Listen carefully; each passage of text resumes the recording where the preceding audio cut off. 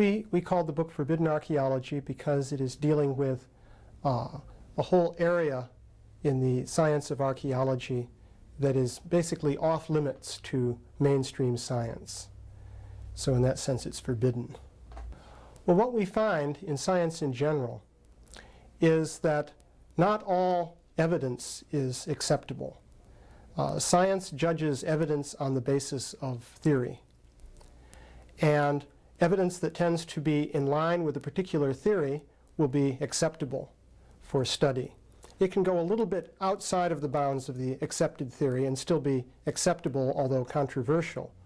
But there are other categories of evidence which will be completely outside of the bounds of a given theoretical perspective. And that evidence generally is rejected by the scientific community. I started this project back in about 1983. And I've been involved extensively in the research. I've written some parts of the book, and I've been extensively involved in discussing each step of the argument that is presented in the book. Basically, the archaeological digging that we were doing took place in libraries.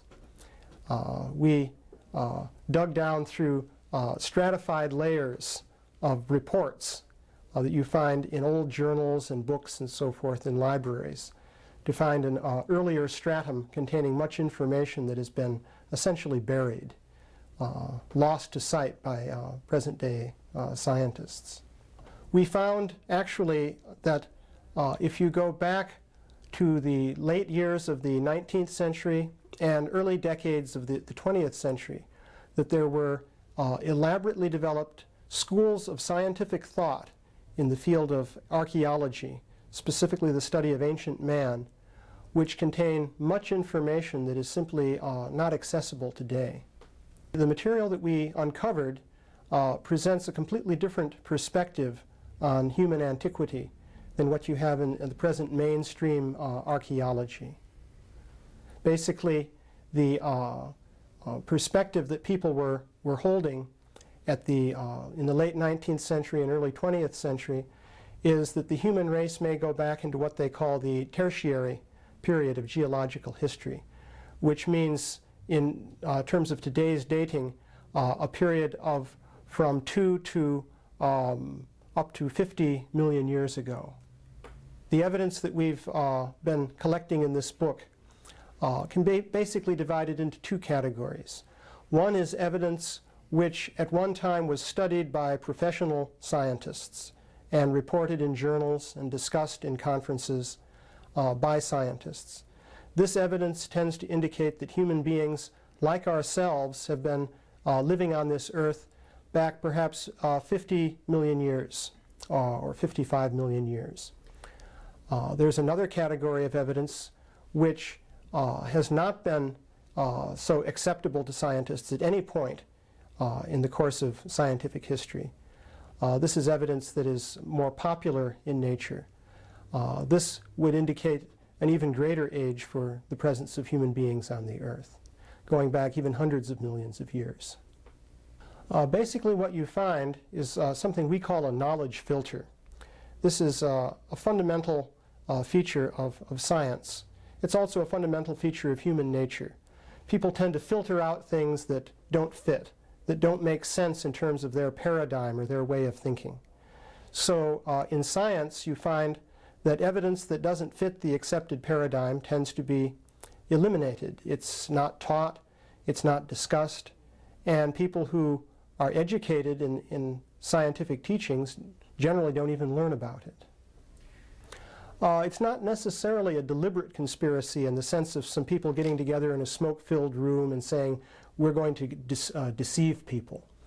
It's something that happens automatically within the scientific community. Science operates as a social system, and basically acceptability of evidence is based on the social interaction of different scientists.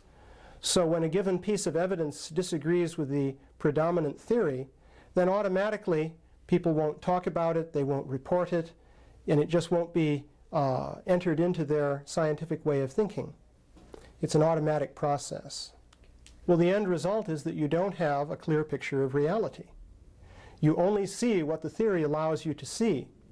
And that's very good if, in fact, the theory is already a good description of reality. But if there are features of reality that your theory doesn't describe, then you miss those features. And that means that science fails to progress in the way that one would hope. Well, what you find today is the predominant accepted theory in modern anthropology and archaeology is that the human race only goes back about 2 million years to the point of origin in some form of transitional ape man. Modern day humans, Homo sapiens sapiens, go back at most about 100,000 years. So this is the time span within which the archaeologists are working. So the evidence we've uncovered takes you back many millions of years for anatomically modern man. So it gives you a completely different perspective on the antiquity of the human race. One basic preconception that people have based on the Darwinian evolutionary theory is that you have a progressive development from more primitive stages to more advanced stages. And this leads people to think that if you go way back in the past, what you find should be primitive, and if you go even further back, you shouldn't find something more advanced, because things should be more primitive. But in fact, that's not necessarily true. And in fact, the evidence we've uncovered indicates that you have the coexistence of primitive forms, so-called primitive forms, meaning more ape-like creatures, and advanced human beings as far back as you go in the past. So it's not unusual for them to coexist. It's certainly not impossible for the so-called primitive or ape-like creatures to coexist with modern humans. After all, even today you have chimpanzees and gorillas and so on, and you have human beings. So likewise, if you go, say, 2 million years into the past and you find remains of an ape-like creature, it doesn't necessarily follow that everything was more primitive back then. It's perfectly possible you could have modern-type humans also living at that time. The basic body of evidence that we've uncovered in this book suggests that human beings of modern anatomical type have been existing for many, many millions of years into the past.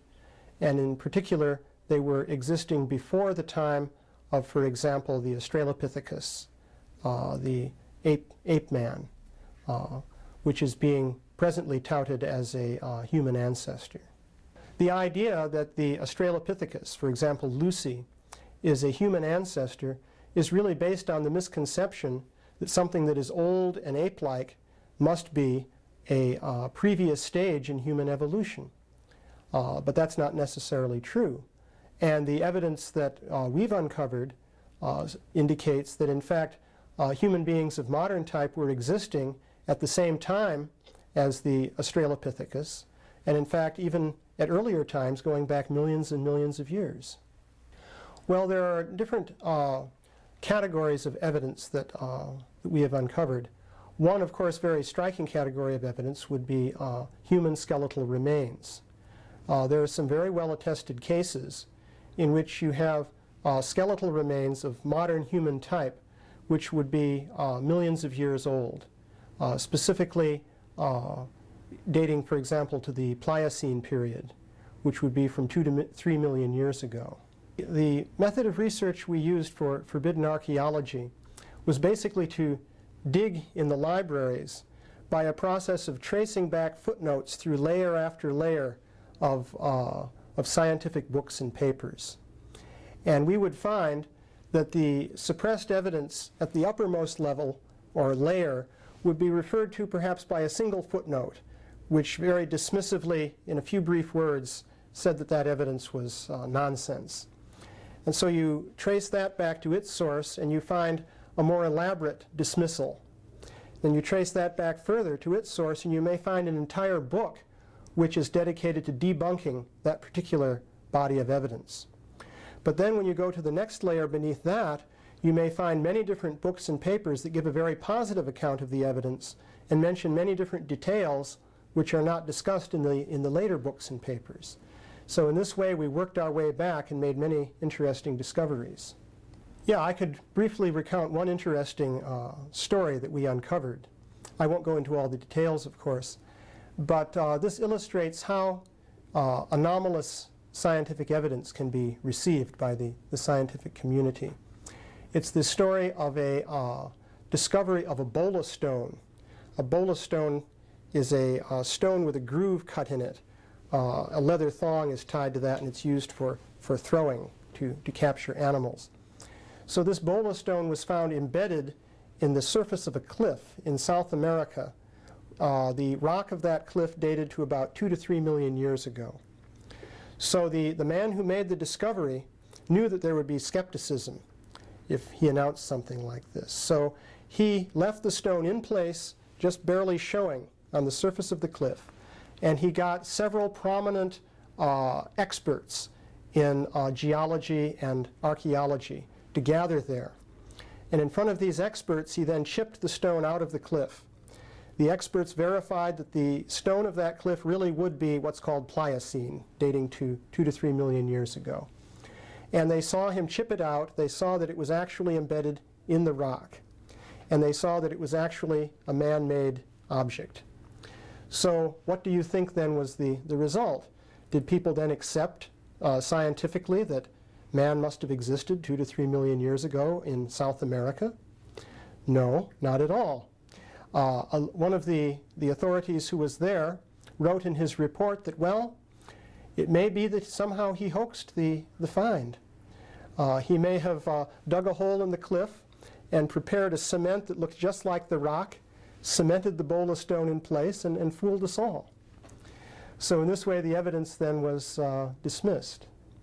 Well, basically, the reason that he would give an explanation like that is that the presence of humans in South America 2 to 3 million years ago would go completely against the accepted framework for the ancient history of the human race.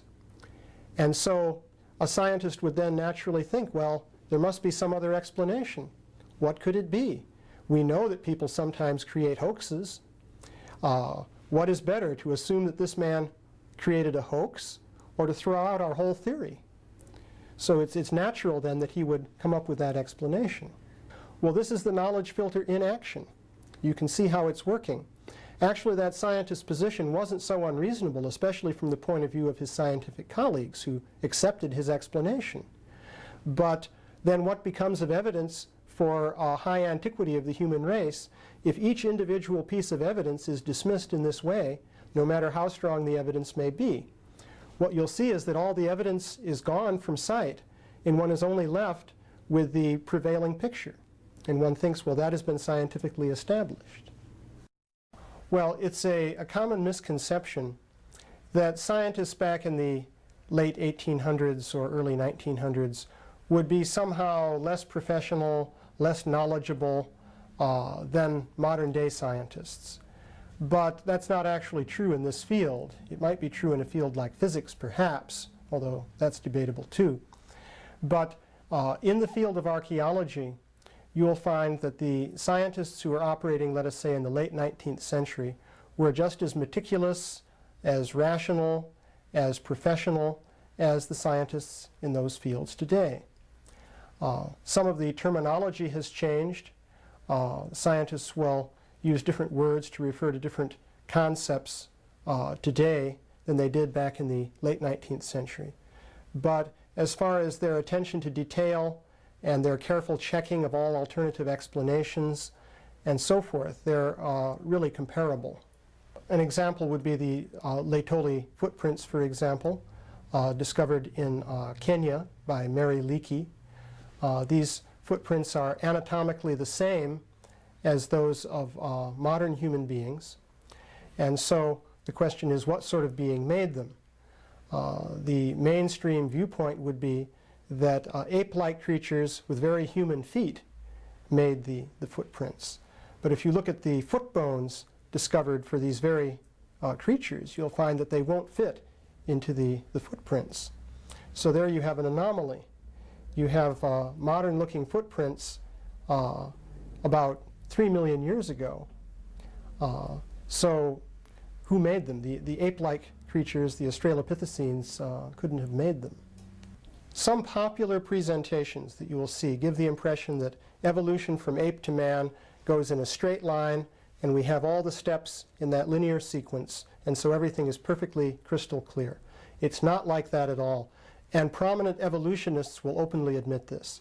For example, Stephen Jay Gould, very prominent evolutionist, has said that evolution is not like a ladder or a straight line. It's like a bush. Now imagine a bush with many little branches. How many samples would you have to find to trace out the links between those different branches? If you take a number of different samples at different points in a bush, you'll see that they don't link together. So how do you know that there are links at all? How do you know that you're actually sampling a connected evolutionary tree? Now, in contrast, if you take many samples or even a small number of samples from a linear progression, then you can easily see that that goes in a straight line. So if Stephen Jay Gould is right, then having a few samples here and there will not enable you to show that evolution has in fact taken place. It's just a matter of interpretation. You find a few fossil bones, some more primitive than others. You say that the ones that are more primitive are older and that they must be ancestors of the ones that are less primitive. Even so, this process doesn't work.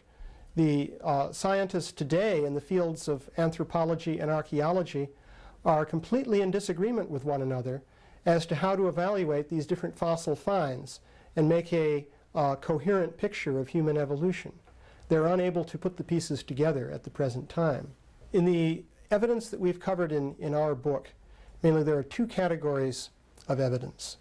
The principal category of evidence takes us back about to a maximum of 55 million years. This is the evidence which has been studied in the past by professional scientists and written up in papers and books and so forth. This, of course, doesn't say anything directly about the dinosaurs.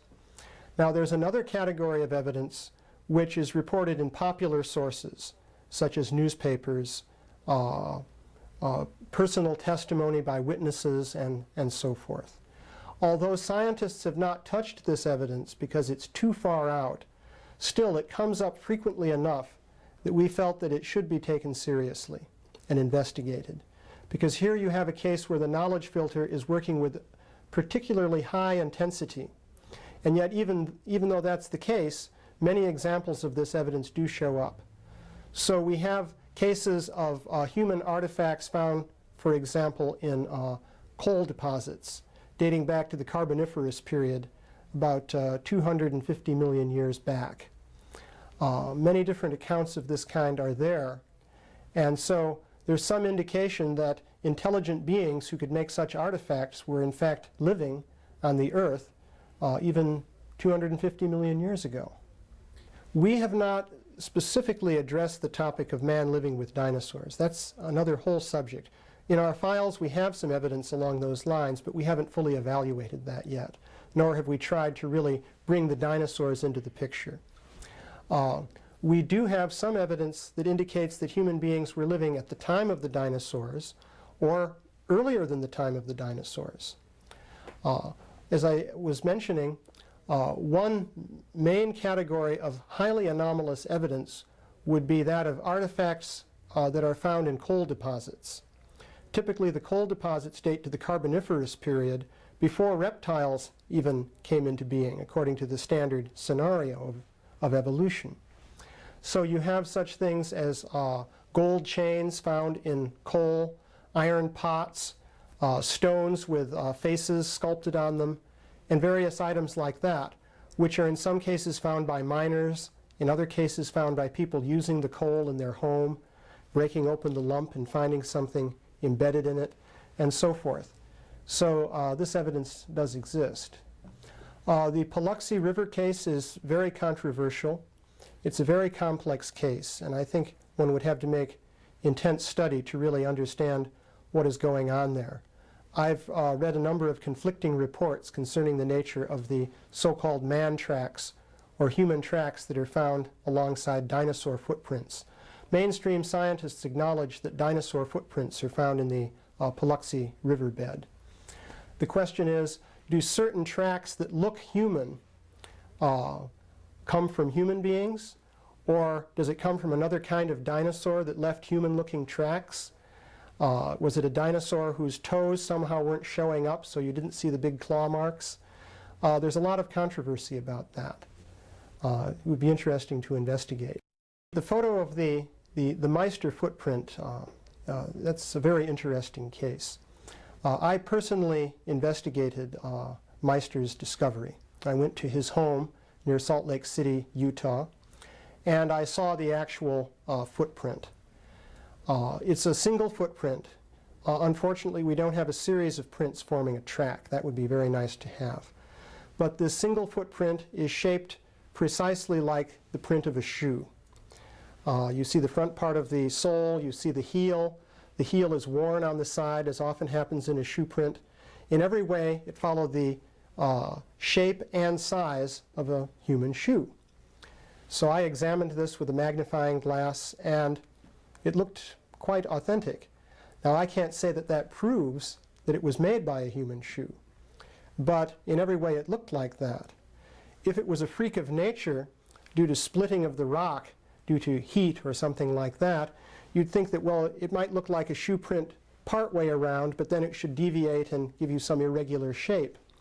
But it was a perfect print. Now, the interesting thing here is that the substance of the rock beneath the print had apparently been compressed also. So some pressure was there, which you would also associate with a footprint. And the shell of a trilobite could be seen in the print, flattened in the middle of it, which is an indication that it must be at least 400 million years old, because the trilobites became extinct after about 400 million years ago. So that was an interesting case. Well, the Meister footprint is interesting. I inspected it myself. I visited Mr. Meister in his home.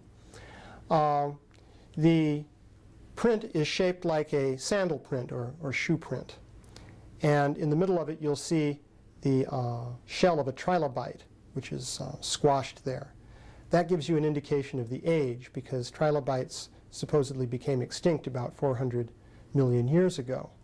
In fact, Meister found this in a Cambrian formation, which takes it back about 600 million years. Scientists who've investigated this case agree that the print is that old. However, they don't think that it's made by a shoe. They think it's a natural splitting of the rock called a spall. But the shape is exactly like that of a human shoe print, both in terms of dimension and the particular way it curves. So in particular, the heel is in the right proportion to the rest of the foot. The heel is worn on one side, as would happen with a shoe naturally. So it's a very interesting case. Now, having seen all those things, you can't say, well, it's proven that that is a shoe print. There's no way you can say that. But it certainly looks like one. Cryptozoology is a field of study mainly founded by a French scientist named Bernard Heuvelmans, which is the search for unknown animals. Crypto means hidden, and zoology is the study of animals. So basically, Heuvelmans was interested in studying large animals, mammals, reptiles, and so forth, which are unknown to science. And he's found that there are many different reports indicating the existence of such animals. Can you give us an example? Well, there are many examples. The example of an unknown type of animal that is most relevant to our book would be the famous Bigfoot. Bigfoot is said to be an erect walking ape-like creature. This is highly relevant to the human evolution question, because the Australopithecus is also said to be an erect walking ape-like creature.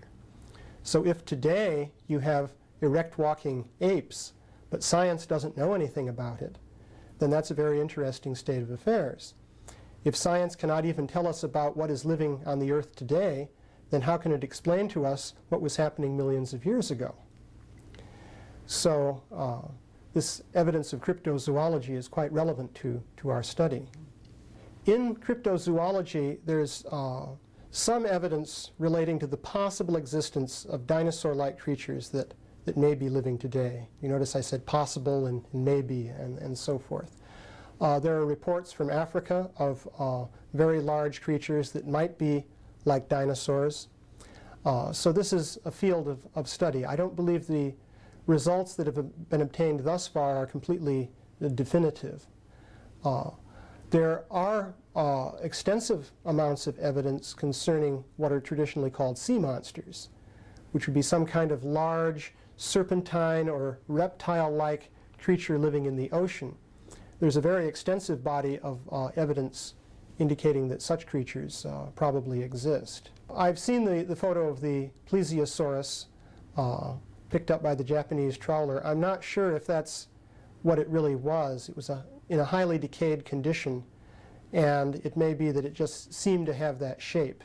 It may have been remains of some other sort of animal, so I'm not really sure about that one. If you look into the scientific literature, you'll find many examples of what are called anomalies. Anomalies are facts that just don't fit, which don't even make sense. Some of them don't even make sense from an ordinary common sense point of view. So one example would be the case of toads found in solid rock, especially geologically very ancient rock that would supposedly date back millions of years. There are persistent reports of such things. And I was showing you a photograph of a case where a toad was found in a mummified state inside a flint geode. There are other cases where people have reported repeatedly from many different parts of the world that they split open a stone and a live toad was found in it. So it's very hard to understand how that could be. But anomalies of that kind do exist. This bone is a cast of the thigh bone of the so-called Java man, or Pithecanthropus, which is very famous in archaeological history. A scientist named Eugene Dubois found this in Java in the late 19th century. And he also found a skull cap, the top piece of a skull, that looked very primitive and ape-like. This bone was found maybe 40 feet away from the skull in a deposit along the side of a river. And Dubois proposed that the bone, the thigh bone, and the skull belonged to the same creature. So this would be the bone of an erect walking creature, like a human being. And the skull was very ape-like. So he said, aha, we have found the ape man, a human ancestor, a missing link. That was the story. Very interesting thing, though, has happened. In recent years, scientists have learned more about this ape man that they call Pithecanthropus. They have found that his thigh bone was quite different from a human thigh bone, whereas this one is almost identical to a human thigh bone. So the indication is that a human being and the creature with the ape-like skull were living together, maybe about 1 million years ago in Java. In fact, the owner of the ape-like skull may have been a gigantic gibbon or ape of some kind, and the owner of the thigh bone may have been a human like us. Another important point to make about the Java man find is that more recent studies of this ape man, you see the Pithecanthropus ape man is accepted to exist. It's called Homo erectus. So more recent studies have shown that the thigh bone of Homo erectus is very different from a human thigh bone in measurable ways. This is almost identical to a human thigh bone. So this then could not belong to Homo erectus. So the indication is that, in fact, somebody with an ape-like skull was living in the same area as someone with a human-like thigh. So maybe you had a big ape and a human being living together in Java about 1 million years ago. So the important point to make about the Java man discovery is that, first of all, it's based on a speculative leap in which two pieces of evidence are put together in a way that's not really warranted. This speculation was accepted for many years. Recently there was the Ancestors exhibit in New York in the Museum of Natural History. This same thigh bone plus the skull cap was exhibited there and labeled as a human ancestor. So you see the persistence of this idea. So it was based on flimsy speculation. It persisted in the science of archaeology for many, many years. Even today, it is still there. And because of it, much other evidence that was quite strong was thrown out.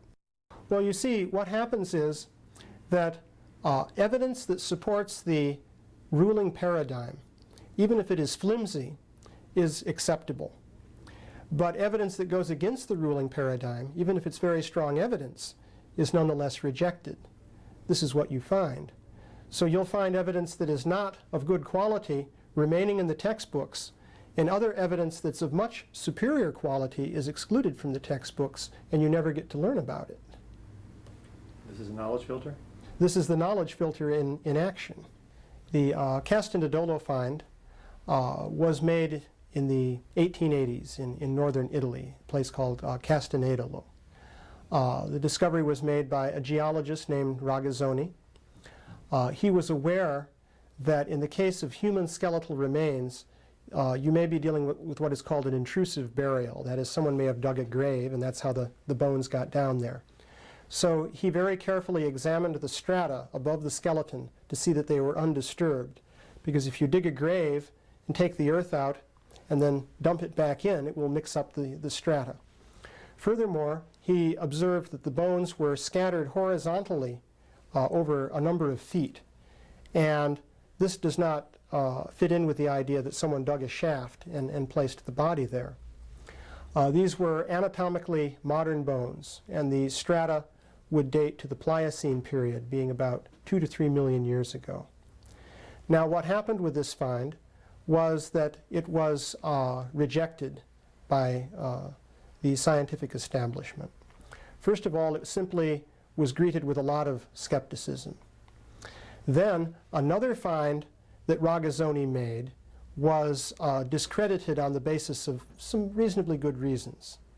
But then by association, this find became discredited. Then in fairly recent years, a carbon-14 date was run on the skeleton after the bones had been sitting in a museum for many years.